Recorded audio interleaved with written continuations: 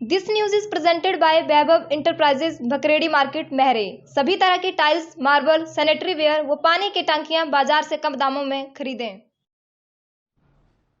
Hello दोस्तों, नमस्कार। मेरा नाम रमेश शर्मा है और मैं जीवन उत्साह न्यूज का मुख्य संपादक हूं।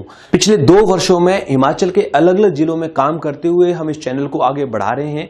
अगर आपने हमें चैनल को सब्सक्राइब नहीं किया है तो आप प्लीज सब्सक्राइब कीजिए। मैं आपको विश्वास दिलाता हूं आप निराश नहीं होंगे। भले आप 1 महीना इस चैनल को फॉलो करके देखिए, आपको मिलेंगे यहां जागरूकता से जुड़ी हुई वीडियो और आपके परिवार, आपके समाज से जुड़ी हुई वीडियो। आप सर्च कीजिए जीवन उत्साह न्यूज फेसबुक पे और यूट्यूब पे और हमें सब्सक्राइब कीजिए। लागू हुई है, कैसे लागू हुई है, उसका किसी को कोई संज्ञान नहीं है। और अधिकांश जो हमारी नबार्ड के द्वारा फंडेड इरिगेशन स्कीम्स हैं वो कुछ सारी की सारी बंद पड़ी हैं मेरे विधानसभा क्षेत्र की जहां तक बात है। आपके पास वहां उन स्कीमों को रन करने के लिए स्टाफ नहीं है। और फिर ये जो कृषि की जो आप बात करते हैं कि 2022 में कृषकों की जो है हम आय दुगनी करेंगे, वो कैसे संभव है। और सबसे बड़ी बात, जो हमारे बागवान हैं, जो आज वर्तमान परिस्थितियों में जो समर्थन मूल्य मिलता है उसका कोई कानून नहीं है। इस संकल्प को लाने का विशेष उद्देश्य भी मेरा यही है कि सरकार न्यूनतम समर्थन मूल्य का कानून बनाए और वो पूरे प्रदेश में, चाहे वो आम का बगीचा लगाते हैं, लीची का लगाते हैं, अनार का लगाते हैं, कोई फूलों की खेती करता है। सेब को तो समर्थन मूल्य मिलता ही है, लेकिन उसमें भी कोई बहुत ज्यादा वृद्धि सरकार नहीं कर पा रही है। और आज जबकि कोरोना काल में हमने देखा बहुत से जो हमारे बच्चे प्राइवेट सेक्टर में जॉब करते थे तो उनकी नौकरियां छूट गई। वो घर में आए, घर में उन्होंने कुछ खेती बाड़ी करी, सब्जियां लगाई। कोरोना काल के समय में गोभी भी 50-50 रुपए किलो बिकी। आज परिस्थिति यह है कि जो युवा खेत में काम कर रहा है, जो सब्जी पैदा कर रहा है, फूल पैदा कर रहा है, उसकी मंडियों तक पहुंच नहीं है। और जो वो उसमें अपने खेत में जो बीज लगा रहा है, उसमें बीज जो है हमारे उन्नत किस्म के नहीं है। जो हमारे सरकारी जो बीज का जो भंडार है, जो वितरण होता है बीज का, उसमें आप देखिए बहुत जगह खामियां हैं। मेरे अपने विधानसभा क्षेत्र में कई कृषकों को गोभी के जो बीज दिए गए उसमें फूल ही नहीं लगा। उनको फिर प्राइवेट दुकान से बीज खरीदना पड़ा। फिर उन्होंने अपनी फसल को तैयार किया और लोगों ने सरकार से संवाद किया, लिखित में जवाब मांगा कि ये जो हमें बीज दिया गया था इसकी जो है छानबीन होनी चाहिए, लेकिन उसको कोई जवाब नहीं आया। तो कैसे कृषक जो है वो अपनी आय को दुगना करेगा, ये मैं सरकार से पूछना चाहता हूं। दूसरा, जो आपके विक्रय भंडारण जो हमारे जो भवन बने हैं, कभी आप उनकी हालत देखिए जाकर।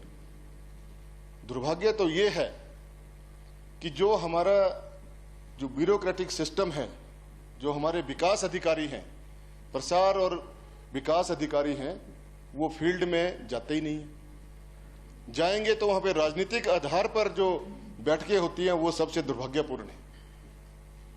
बीज किसको देना है, उपकरण किसको देने हैं, बोरवेल किसको देने हैं, वो भी राजनीतिक आधार पर बंदर बांट की जाती है। जो बोरवेल आप लगा रहे हैं कृषि क्षेत्र में, आप उनको देखिए जाकर, क्या उनका सही तरीके से उपयोग हो रहा है? कोई जाता नहीं है। सिर्फ एक टेलीफोन की आवश्यकता होती है और आपके जो विकास अधिकारी हैं वो प्रतीक्षा में बैठे रहते हैं कि अभी प्रभावशाली नेता का फोन आएगा, बोरवेल स्वीकृत हो जाएगा। वैसे ही उपकरणों का है। जो उपकरण आप बांटते हैं वो सही मायने में जो पात्र लोग हैं उनको मिल ही नहीं पाते। जो खेती करना चाहते हैं उनको मिल ही नहीं पाते। इसके लिए सरकार को विशेष रूप से ध्यान देने की जरूरत है। मेरे अपने विधानसभा क्षेत्र में जो आपने भंडारण भवन बना रखे हैं, आप देखिए, कभी विजिट करिए उनको, उनमें कोई भंडारण नहीं होता। वो बिल्डिंगें भी जर्जर हो गई। जब अधिकारियों से पूछा जाता है तो अधिकारी बोलते हैं हमें पता ही नहीं है बिल्डिंग किसकी है। इतना पैसा खर्च करने के बाद आप क्या दर्शाना चाहते हैं?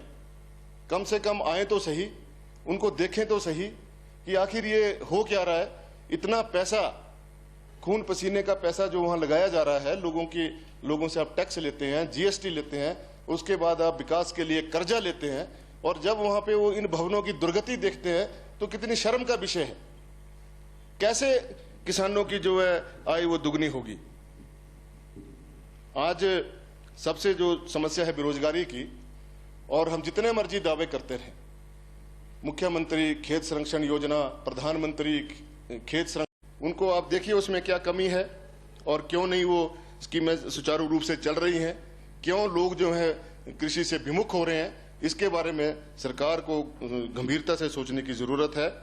अध्यक्ष महोदय, बहुत कुछ कहने को है, लेकिन जो चंद कमियां थी वो मैंने आपके समक्ष रखी हैं यहाँ सदन में। मैं समझता हूं कि इस पे माननीय मुख्यमंत्री महोदय खुद किसान परिवार से हैं और बहुत से हमारे माननीय सदस्य भी किसान परिवार से ही आते हैं, हम सभी। तो ये इसके बारे में गंभीरता से सोचने की जरूरत है कि हम कैसे एम्प्लॉयमेंट को और ज्यादा बढ़ा सकते हैं कृषि के क्षेत्र में, और उसका जो एक स्टेटस है, जो कृषक जो है, जो हमारा बच्चा कृषि का काम करता है, उसका स्टेटस हो, उसको समाज में उसको दर्जा अच्छा हो। नहीं तो हमारे तो जो कृषक है, जो बेचारे बच्चे खेतों में काम करते हैं, उनको शादी नहीं करता उनके साथ कोई। इतनी ये भिन्न पैदा हो गई है। ये सारी जो हमारी एक सामाजिक जो हमारे दायित्व बनते हैं, इसको निभाने के लिए सरकार को गंभीर होना चाहिए। इसमें हम भी अपने को शामिल करते हैं। हम भी जहां भी हमसे हो पाता है, हम अपने युवा साथियों को बोलते हैं, कृषकों को बोलते हैं कि आप करें। लेकिन सरकार का जो उदासीन रवैया है, केवल जो हमारे जो स्कीमें हैं वो बजट भाषणों में ही सीमित रह जाती हैं, और जो धरातल पर जो उतरती नहीं है, उसके बारे में गंभीरता से विचार करने की जरूरत है।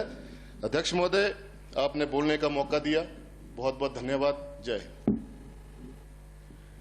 अब इस चर्चा में हिस्सा लेंगे माननीय सदस्य श्री राकेश सिंघा जी। महोदय, आपने मुझे अनुमति दी, आपका बहुत बहुत धन्यवाद। इंद्रदत्त लखनपाल जी ने इस प्रस्ताव को सदन में पेश किया है। मैं उसमें चंद बातें जोड़ना चाहूंगा। अध्यक्ष महोदय, आप भली भांति जानते हैं, और ये सदन के सदस्य भी, माननीय सदस्य भी जानते हैं, कि आज जो सबसे गहरा संकट है वो कृषि संकट है। और ऐसा नहीं है कि ये संकट आपकी सरकार के आते आया है। ये संकट लंबे समय से इस मुल्क में चल रहा है, और उसका एक कारण यह है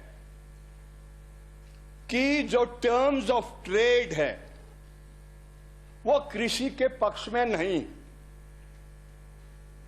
पूरे के पूरे जो टर्म्स ऑफ ट्रेड है आज वो उद्योग के पक्ष में है, कृषि के पक्ष में नहीं। आप जानते हैं, जिस समय हमारा देश आजाद हुआ था, जो कृषि का हिस्सा जीडीपी में उस समय था वो 60% था। लेकिन इन 73 वर्षों में आज कृषि का हिस्सा जीडीपी में मात्र 10% रह गया।